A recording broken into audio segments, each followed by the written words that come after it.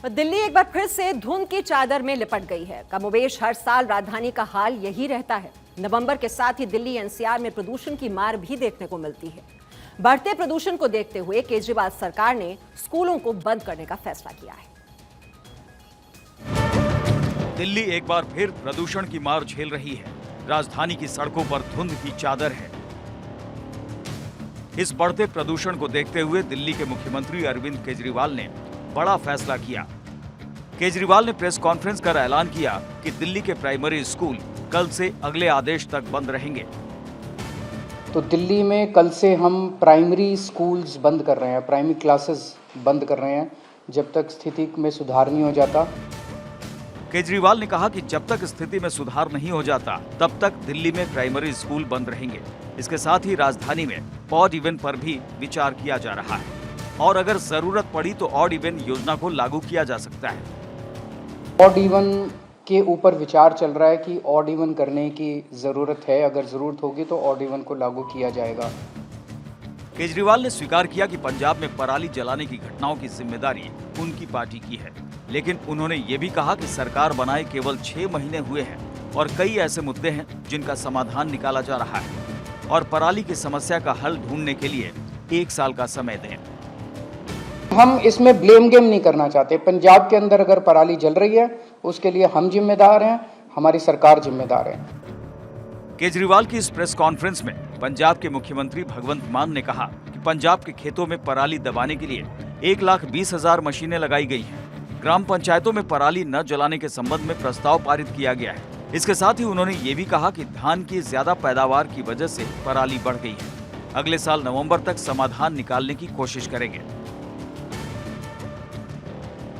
प्रदूषण को देखते हुए यूपी के नोएडा और ग्रेटर नोएडा के सभी स्कूलों में 8वीं तक के बच्चों के लिए ऑनलाइन पढ़ाई के निर्देश दिए गए हैं। दिल्ली एनसीआर में बढ़ते प्रदूषण के लेवल को देखते हुए नोएडा प्रशासन ने अब नोएडा के सभी निजी और सरकारी स्कूलों में 8वीं तक के बच्चों के लिए ऑनलाइन क्लासेस की अनिवार्यता कर दी है। आज से सभी स्कूलों को आदेश दे दिया गया है, वो आज से ऑनलाइन क्लासेस 8वीं तक को देंगे।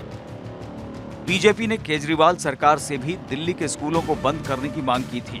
केजरीवाल ने भी प्रदूषण के खतरनाक स्तर को देखते हुए प्राइमरी स्कूलों को बंद करने का फैसला किया। और दिल्ली में प्रदूषण से निपटने के लिए सरकार ने जो कदम उठाए हैं उस पर भी नजर डाल लेते हैं। तो प्रदूषण रोकने के लिए क्या क्या कदम उठाए गए हैं उसकी जानकारी आपको बता दें। ग्रैब की 4थी स्टेज लागू कर दी गई है। दिल्ली एनसीआर में कमर्शियल निर्माण कार्यों पर रोक लगाई गई है। प्राइमरी स्कूलों को बंद कर दिया गया है। 5वीं से ऊपर की क्लास की आउटडोर एक्टिविटी बंद रहेंगी। डीजल के 4 पहिया वाहनों, ट्रकों की एंट्री पर भी रोक लगा दी गई है। Highway, flyover, power transmission, overbridge और पाइपलाइन के निर्माण बंद कर दिए गए हैं। वर्क फ्रॉम होम भी संभव है, यही अपील की जा रही है। कोशिश यही की जाए कि वर्क फ्रॉम होम किया जाए और ऑड इवन लागू करने पर भी विचार हो रहा है। लेकिन सवाल फिर से वही है कि क्या उठाएगा ये कदम काफी हैं? हर साल जब प्रदूषण बढ़ता है तभी ये एक्शन क्यों लिया जाता है? पंजाब में हमारी सरकार है। अगर पंजाब में पराली जल रही है उसके लिए हमारी सरकार हम जिम्मेदार हैं। हम इसकी जिम्मेदारी लेते हैं कि पंजाब में अगर पराली जल रही है स्पेसिफिक कठोर कदम उठाए जाएंगे, किसानों के साथ मिलकर कदम उठाए जाएंगे। लेकिन हम इसमें ब्लेम गेम नहीं करना चाहते। पंजाब के अंदर अगर पराली जल रही है उसके लिए हम जिम्मेदार हैं, हमारी सरकार जिम्मेदार है। और दिल्ली में रहने वाले लोगों का दम घुटता है। प्रदूषण की मार है। AQI लेवल खतरनाक स्तर पर पहुंच चुका है। वहीं राजधानी में बढ़ते प्रदूषण को लेकर सियासत भी खूब हो रही है। राजधानी की सड़कों पर धुंध है। दिल्ली में सांस लेना दुभर हो चला है। जगह कोई भी हो, प्रदूषण की मार हर ओर है। दिल्ली की हवा में प्रदूषण का स्तर काफी बढ़ गया है। पिछले कुछ दिनों से एयर क्वालिटी बेहद खराब श्रेणी में बना हुआ है। वहीं दिल्ली के कई इलाकों में आज एयर क्वालिटी इंडेक्स 400 के आंकड़े को पार कर गया है। फिलहाल मैं तस्वीरें दिखाता हूं और देखिए किस तरीके से दिल्ली में आज चारों तरफ केवल धुंध ही धुंध नजर आ रही है। राष्ट्रपति भवन धुंध की चादर में छुपा हुआ है। केजरीवाल ने भले ही दिल्ली में स्कूलों को बंद करने का ऐलान कर दिया, लेकिन बीजेपी इस पर हमलावर है। बीजेपी ने केजरीवाल सरकार से सवाल पूछे। अरविंद केजरीवाल जी कह रहे थे कि राजनीति नहीं करनी चाहिए, आपने सुना है ना आज कि पोल्यूशन बहुत सेंसिटिव इश्यू है, हमारे बच्चों की जीवन का विषय है, इस पे राजनीति नहीं करना चाहिए। पूरे जीवन राजनीति करके पिछले वर्ष कह रहे थे जब पंजाब की सरकार नहीं बनी थी, जब हम पंजाब में आ जाएंगे, जब हमारी सरकार बन जाएगी तो आपको डरने की आवश्यकता नहीं है। आप देखिएगा अगले दिन से ही सब कुछ ठीक हो जाए। दिल्ली गैस चैम्बर बन गया है, भूपेंद्र जी ने कहा है, और भूपेंद्र जी ने जो आंकड़े दिए हैं वो हमें स्पर्श करता है हृदय को और डराता है। सही कह रहे हैं संबित पात्रा। जब पंजाब में केजरीवाल की सरकार नहीं बनी थी तो जमकर पंजाब सरकार को घेरते थे। इसी को लेकर अमित मालवीय ने भी केजरीवाल का एक पुराना वीडियो ट्वीट किया, जरा उसे भी सुनिए। पराली को जो स्टबल है, जो कि वो बच जाती है, भूसा बच जाता है उसका फसल का, उसको आप सीएनजी में कन्वर्ट कर सकते हैं। करनाल में अभी एक इंडस्ट्री लगने वाली है, उसका फाउंडेशन स्टोन लग गया है। जितनी सीएनजी बनेगी, मैंने इंद्रप्रस्थ गैस लिमिटेड से बात की है, वो सारी सीएनजी खरीदने को तैयार है। तो ऐसा कोई बिजनेस आपने देखा है जिसमें प्रोडक्ट की जो सेल है, जो जितना भी प्रोडक्ट बनेगा खरीदने को तैयार हो? तो क्यों नहीं पंजाब और हरियाणा सरकारें इसको प्रमोट करती और इस तरह की लार्ज स्केल पे इंडस्ट्री, इससे किसान को पराली का पैसा मिलेगा, बहुत बड़े स्केल पे एम्प्लॉयमेंट जनरेट होगी। सरकार क्यों नहीं इसको प्रमोट करती कि पराली किसान को पैसा मिलेगा पराली का, वो क्यों जलाएगा? फिर उसको एम्प्लॉयमेंट जनरेट होगी, कोयला मिलेगा, कोयला एनटीपीसी खरीद सकती है। दिल्ली की हवा जहरीली हो चली है। वहीं कांग्रेस नेता अशोक गहलोत ने भी आप सरकार पर हमला बोला है। गहलोत ने कहा कि ये नंबर 1 बनाने की बात करते हैं, लेकिन इनसे दिल्ली नहीं संभाली जा रही। और मैं मुल्क को एक नंबर 1 बनाऊंगा देश को। और भाई तुम पहले तो घर तो संभाल ले। वो भी पंजाब जो है वो तो अभी सरकार बने हुए 6 महीने नहीं हुए, हालत खराब हो रही पंजाब के अंदर। दिल्ली में झूठ बोल के काम चला रहा आदमी। तो थोड़ी बहुत स्कूल है, अस्पताल हर सरकारें करती है। हमने भी किया, इंग्लिश स्कूल खोल दिए जब हमारी शिक्षा मंत्री जाती थी, तब शानदार चल रही वो। हाँ, अब इतनी शानदार चल रही है, प्रयोग हुआ है, लोगों में क्रेज है, गांव वालों ने एक्सेप्ट किया उस कंसेप्ट को, तो गांव में उत्साह है। अब कोई हमें कहेगा एक साल बिल्डिंग सब और शानदार बनने कैसे बन सकती है? प्रदूषण पर सियासी बयानबाजी भी तेज हो चली है। दिल्ली सरकार के खिलाफ बीजेपी हमलावर है, लेकिन सियासी बयानबाजी से इतर सवाल दिल्ली के लोगों का है, जहां उनका दम घुट रहा है और हाल बेहाल है। तो दिल्ली एक बार फिर से गैस चेंबर में तब्दील हो गई है। सिलसिलेवार तरीके से आपको बताते हैं दिल्ली के अलग अलग जगहों का हाल क्या है, वहां प्रदूषण का स्तर कितना खराब हो चुका है।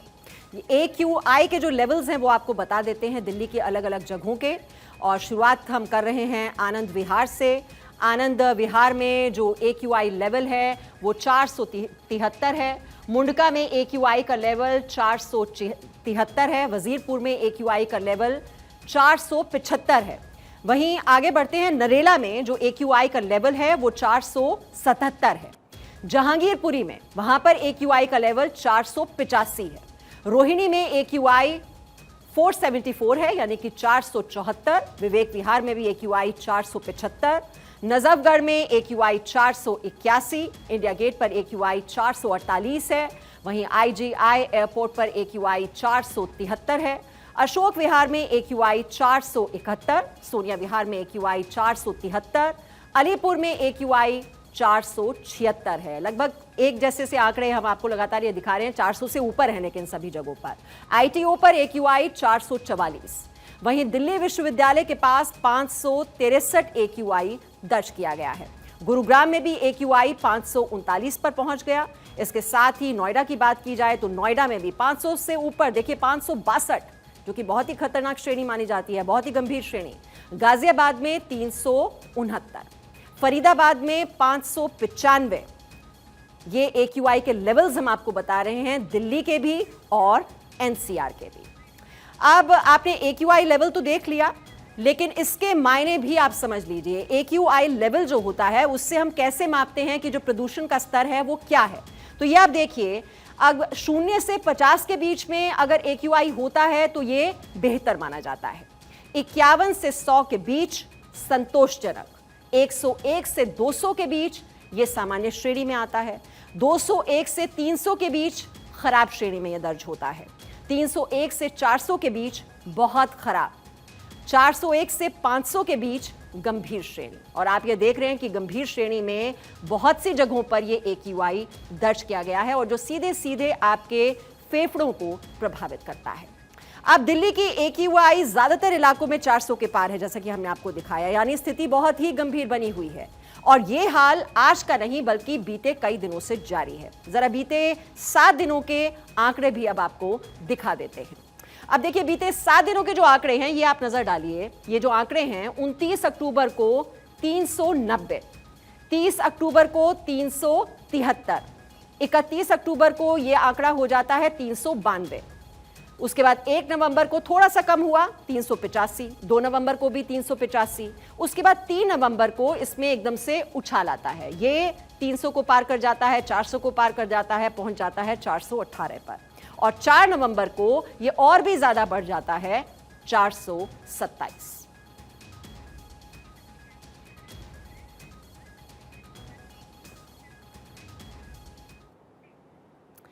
और इधर चुनावों का मौसम है और इसी मौसम के बीच दिल्ली में MCD चुनाव का ऐलान हो गया। 250 वार्ड पर दिल्ली में चुनाव होंगे। आज दिल्ली चुनाव आयुक्त ने प्रेस कॉन्फ्रेंस कर तारीखों की घोषणा कर दी। दिल्ली में नगर निगम के चुनाव की तारीखों का ऐलान हो गया है। दिल्ली चुनाव आयुक्त विजय देव ने बताया कि दिल्ली MCD चुनाव की वोटिंग 4 दिसंबर को होगी और नतीजे 7 दिसंबर को आएंगे। The date of poll, if necessary, as is always mentioned, is 4th of December, which is Sunday, and the counting of votes will be done on 7th of December. Delhi में विधानसभा की 70 सीटें हैं, लेकिन 2 सीटों पर चुनाव नहीं होंगे। 68 विधानसभा सीटों के 250 वार्ड हैं, यहाँ इलेक्शन करवाए जाएंगे। पिछली बार की तरह EVM का यूज किया जाएगा। 50,000 से ज्यादा EVMs इसके लिए रखी गई है। सबसे पहले मॉक पोल होगा, नोटा का इस्तेमाल होगा। वोटर की सुविधा के लिए फोटोग्राफ युक्त ID कार्ड दिखाना होगा। चुनाव में 1 लाख से ज्यादा कर्मचारियों की तैनाती होगी, इनमें पुलिसकर्मी भी शामिल होंगे। MCD पर बीजेपी का पिछले 15 साल से कब्जा है। भले ही ये नगर निगम का चुनाव हो, लेकिन इसके लिए भी सियासी पार्टियों में दांव-पेच किसी बड़े राज्य के चुनाव से कम नहीं है। MCD के लिए इस बार त्रिकोणीय मुकाबला होगा, जिसमें बीजेपी, आम आदमी पार्टी और कांग्रेस के बीच टक्कर होगी। जहां आम आदमी पार्टी ने MCD में भ्रष्टाचार को बीजेपी के खिलाफ बड़ा मुद्दा बनाया है और साफ सुथरी दिल्ली का वायदा लेकर मैदान में आगे बढ़ रही है, वहीं बीजेपी के लिए चुनौती MCD में अपना कब्जा बचाने की है। कांग्रेस भी इन चुनावों की भरपूर तैयारी की बात कर रही है। और इस बार के MCD चुनाव के ऐलान से पहले बीजेपी और आम आदमी पार्टी के बीच खूब तनातनी देखने को मिली। इस बार के कुछ प्रमुख मुद्दे हैं जिस पर चुनाव लड़ा जाएगा, तो उन्हीं मुद्दों पर नजर डाल लेते हैं किन मुद्दों पर लड़ा जाएगा MCD का चुनाव। तो ये आप देख रहे हैं, ये कौन से मुद्दे रहने वाले हैं इस बार के चुनाव में। भ्रष्टाचार, इसको लेकर खूब तनातनी हो रही है। यमुना की सफाई का मुद्दा जो हमने देखा, अभी जो छठ पूजा हो रही थी उसको लेकर काफी चर्चा हुई।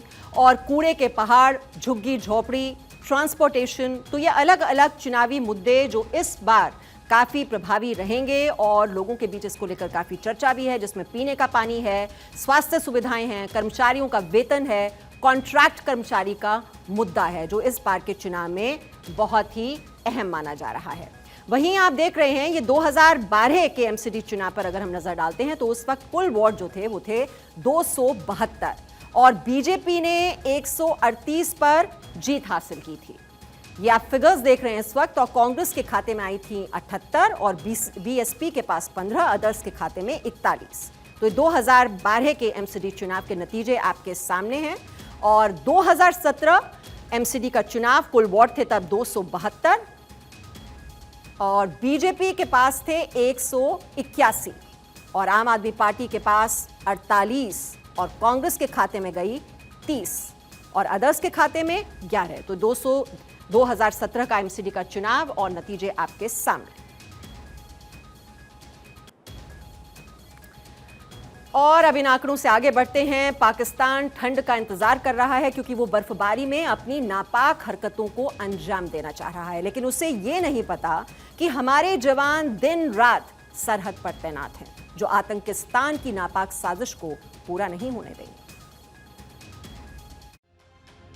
ठंड की दस्तक के साथ ही नापाक पाकिस्तान ने साजिश का ताना बाना बुनना शुरू कर दिया है। पाकिस्तानी खुफिया एजेंसी ISI ने बर्फबारी की आड़ में 100 से ज्यादा लश्कर के आतंकियों की भारत में घुसपैठ कराने की प्लानिंग की है। इसके लिए कश्मीर से लगने वाले क्षेत्र में 10 से ज्यादा लॉन्चिंग पैड तैयार किए गए हैं, जिसे लेकर हाल ही में भारतीय एजेंसियों को इनपुट मिले हैं। इस खुफिया जानकारी के बाद सुरक्षा बलों की गश्त तेज कर दी गई है। सीमा पार करीब दर्जन भर लॉन्चिंग पैड्स पर 100 से 150 आतंकियों को घुसपैठ के लिए तैयार किया गया है। इन तमाम बातों के चलते सीमा पर अतिरिक्त सुरक्षा बलों की तैनाती के साथ साथ गश्त भी बढ़ा दी गई है। भारत की शांति भंग करने के लिए आतंकिस्तान राजौरी पुंछ की सीमा से आतंकियों को भारत भेजना चाहता है, लेकिन भारतीय जवानों की मुस्तैदी से घुसपैठ आसान नहीं है।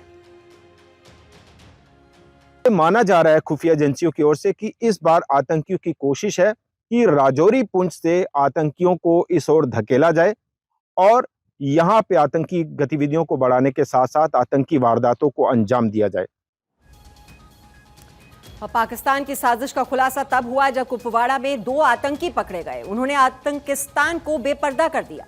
तो पाकिस्तान की इस साजिश का पर्दाफाश आपको बता दें, इसके बारे में और जानकारी दे दें। 11 दिन में कुपवाड़ा में 2 बड़े एनकाउंटर हुए। 1 आतंकी मारा गया और 2 गिरफ्तार हुए। आतंकियों से पूछताछ में घुसपैठ की साजिश का पता चला। लश्कर ने आतंकियों को ठंड से बचने की दी ट्रेनिंग। सभी आतंकियों को सर्वाइवल किट भी दी गई। यह भी बहुत ही अहम जानकारी। ठंड के साथ बर्फबारी शुरू होने पर घुसपैठ की कोशिश होगी। पाकिस्तानी सेना सीज फायर का उल्लंघन कर ध्यान भटकाएगी।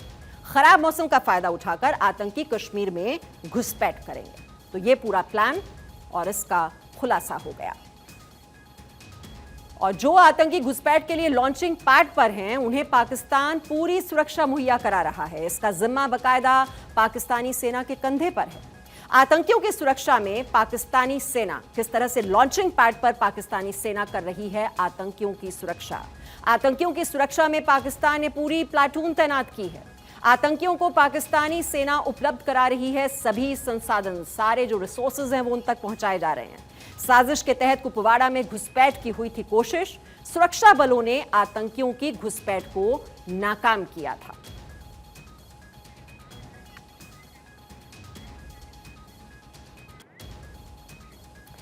और अब आगे बढ़ते हैं। पंजाब के अमृतसर में शिवसेना नेता सुधीर सूरी की सरेआम गोली मारकर हत्या कर दी गई। उनकी हत्या उस वक्त हुई जब वो मूर्तियों की बेअदबी के खिलाफ मंदिर के बाहर धरने पर बैठे थे।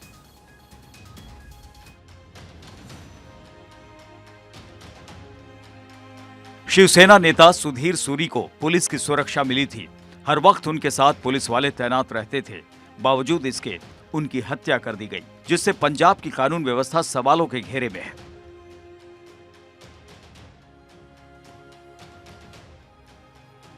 ये घटना अमृतसर में गोपाल मंदिर के बाहर की है। हत्या के समय सुधीर सूरी मूर्तियों की बेअदबी के खिलाफ मंदिर के बाहर धरना प्रदर्शन कर रहे थे।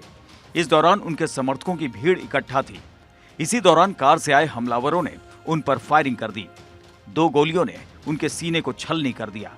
गंभीर हालत में उन्हें अस्पताल ले जाया गया, जहां उनकी मौत हो गई।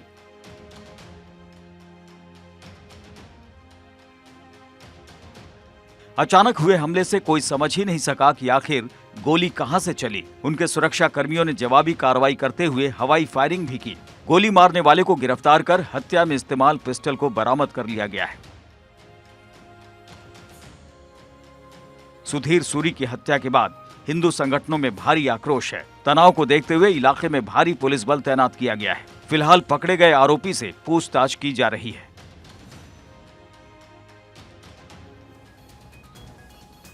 अमृतसर के गोपाल मंदिर के बाहर खंडित मूर्तियों को रखा गया था, जो लोगों के पैरों तले आ रही थी और आसपास गंदगी भी थी। इसी के विरोध में सुधीर सूरी मंदिर के बाहर धरने पर बैठे थे। ये धरना प्रदर्शन मंदिर प्रबंधन के खिलाफ था और इसी बीच उनकी हत्या हो गई। वैसे वो पहले भी खालिस्तानी समर्थकों के टारगेट पर थे। तो खालिस्तानी समर्थकों के निशाने पर थे सूरी, और जैसा कि हम आपको बता रहे हैं, सुधीर सूरी खालिस्तानी समर्थकों के टारगेट पर थे, पहले से ही थे, और उनकी हत्या हो गई। इसी को लेकर ये कई सवाल भी खड़े हो रहे हैं। खालिस्तानी समर्थकों ने कुछ समय पहले दरअसल ये साजिश रची थी। विदेश से हत्या की साजिश का पता चलने पर दी गई थी सुरक्षा। ये अहम जानकारी यहां पर आपको बता रहे हैं हम कि विदेश से हत्या की साजिश, और जब इसका पता चला तब उन्हें दी गई थी सुरक्षा।